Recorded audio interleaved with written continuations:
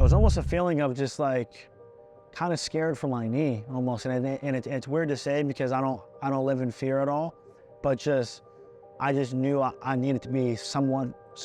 I just needed to be able to stand and hold a base. And if I could stand and hold a base, I knew I was going to win.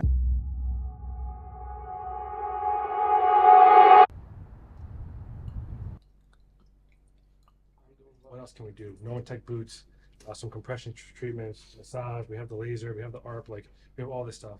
So it's like I need to get as much blood flow, fresh blood, 2 different areas, and then if you get off a mat, pay attention. Like, you know, my shoulder sore, my quad, my hamstring. Like, just let me know what, and then we could just focus point treatment on those areas. Big thing is mindset. Just making sure that his head's in the right space. We have good relationships. We could talk about a bunch of stuff and kind of really be very, very candid and open, very transparent. Activation, making sure muscles are firing, blood flows where it needs to be. There's no muscle tension in any area of his body. High use areas, certain joints that get a lot of stress on them. So I want to make sure that when he steps on the mat, he's at his absolute best. You know, pliability, how does the muscle feel? Contraction, how does the muscle fire? Relaxation, how does the muscle go back to normal or baseline?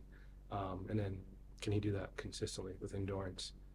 My perspective is, how good can we make this body right now to perform in a couple minutes? And that's my mindset every time he's on the table.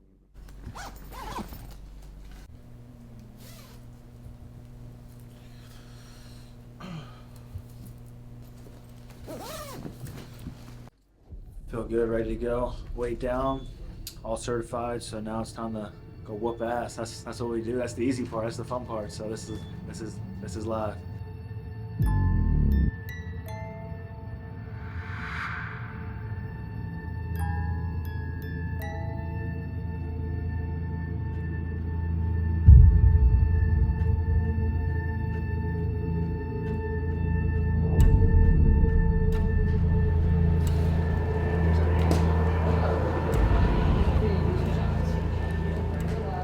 It was honestly a match by match, second by second, and hour by hour process.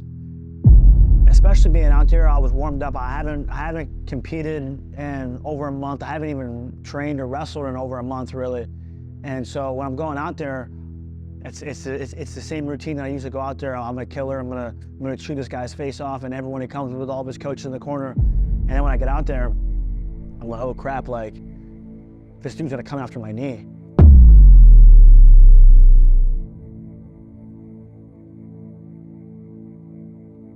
After he got hurt his last match, that was just a horrible thing, and everybody felt terrible. We felt terrible.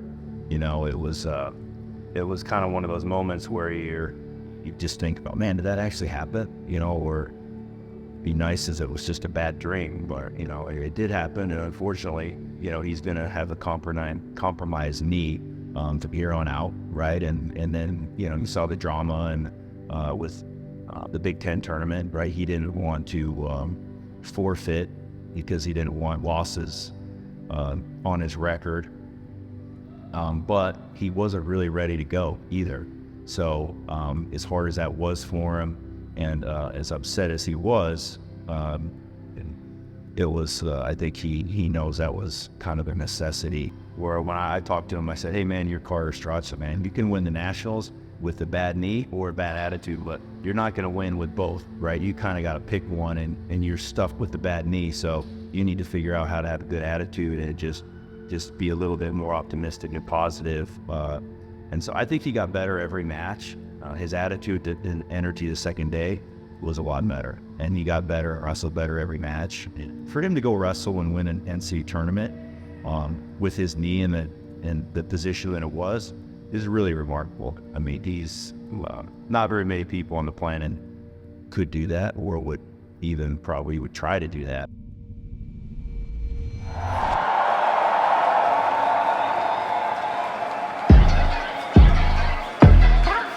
Ayy, I got the recipe. Never gonna let any op get the best of me. Thought it was distance, but haters is next to me. Talk to the spirit, you know I've been heavenly. Company definitely show your trajectory. This ain't a diss cause I say it respectfully. It's time to eat up, red like a speeder. Taking it deeper and that's how it better be. I never let the comparison get to me. I just remember the promises meant for me. I know the enemy and that he's sent for me. I keep the blood of the lemons my centerpiece. I cannot trust you, no Christians or energy. Look at the chemistry, it do not even mix chemically. Most of the tricks they be gimmicks, they mimic the truth. It's poison and we got the remedy.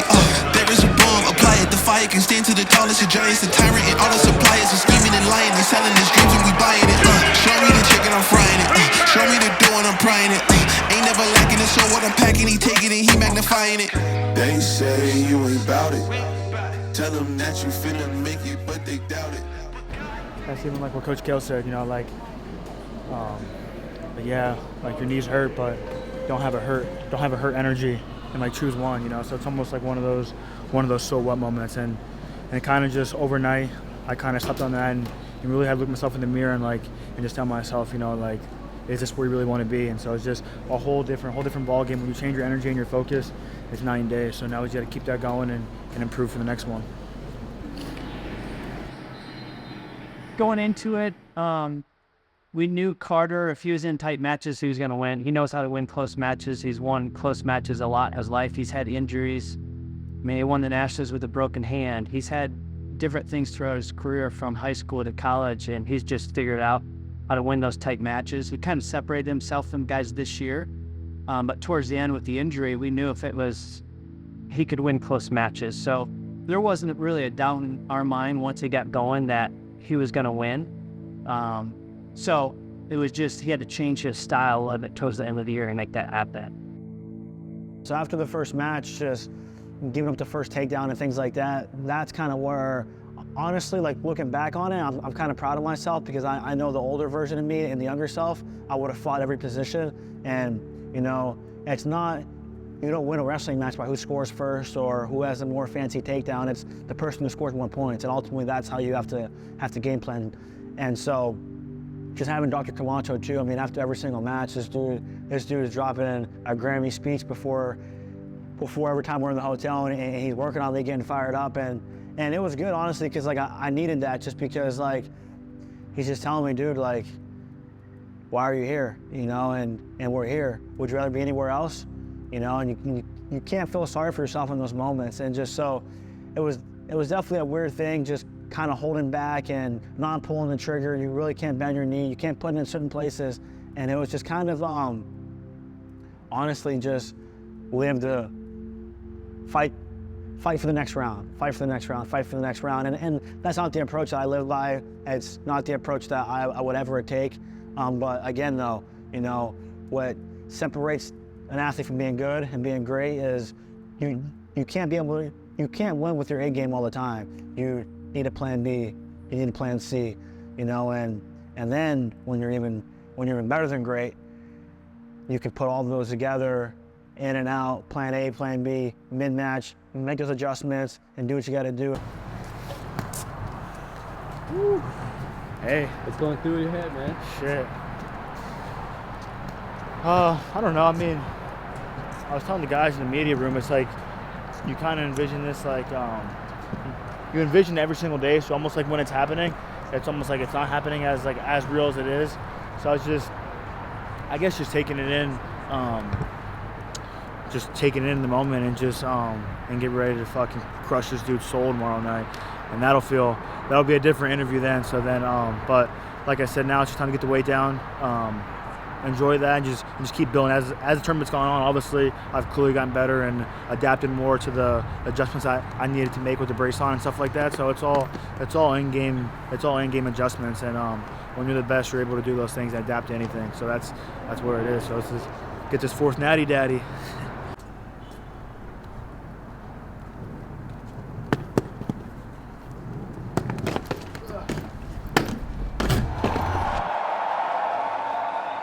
Yeah, man, after Carter won his fourth, you know, you're just happy for him because a month before that, we didn't know. He was on crutches, he wasn't wrestling. And, you know, it had been his goal to be a 4-time champ. And in that moment, you don't know what's going to happen. So then when he actually does it, and the way he did it, you know, where they seated him in the bracket, and he hadn't been beat in 3 years, they put him at the 9th seed, He's got 3 national champs on his side of the bracket. And then to go through that and win that national title, you're so happy for the guy that he set his mind to that, was able to adjust and change the way that he wrestled to go accomplish his goals. So, I just told him that I loved him and I was proud of him and happy for him. And, those are big moments in guys' careers. And he's one of the few 4-time national champions in history. With that whole process and everything like that, I was grateful for him. I was grateful for my family, my team, my coaches, myself, God, and for the opportunity. And then just being a 4-time NCAA champ was something that I was wanting to do since I was a kid. So I was kind of just enjoying the moment. And then as I got back to the hotel, everyone's partying and stuff like that. And then everyone's like, yo, congrats, man. Like, what you did was crazy. Like, you did it on a hurt knee and injured. And people just kept saying that same line over and over, just how I overcame that adversity. And honestly, every time someone said it, it kind of bothered me a lot. And just, it kept going and going. And finally, I just clicked. And I kind of just broke down. I was just like, nah, this isn't the way I'm going out, And I wasn't too sure if it was going to be in the NCAA scene or if I was really going to dominate in the freestyle scene and move on to MMA. So, and even through that too, even through sport, I'm not defined as a wrestler. I'm not a wrestler. I'm Carter Starace, and so who I am as a person, I can always build on the athletic side, just how I do in my life. So every single match, you're going to see an updated version, new skills, new tactics, new strategies, getting better every single match, trying new things. A very calm version of Carter, but a very ferocious, dominant version of Carter. It's going to be one that I don't think we've ever seen, and it's something that I've been planning ever since NCAA's it finished up last season. And again, I'm going to take it match by match, day by day, practice by practice. So I'm going to keep evolving through that, and just it's going to be very dominant, very fun, fast. And the season's gonna go by quick. I mean, I feel every single year, life just goes by quicker. So I'm just gonna really enjoy the moment, just because, again, like the injury happened on senior night, and so now I get another senior night and things like that. So just keep building on my legacy, just keep building on my life and who I am as an athlete and as a person. And so, yeah, it's gonna be an updated version of Carter every single match, every single day. And and I'm just very grateful and give all glory to God always, and it's gonna be a fun one.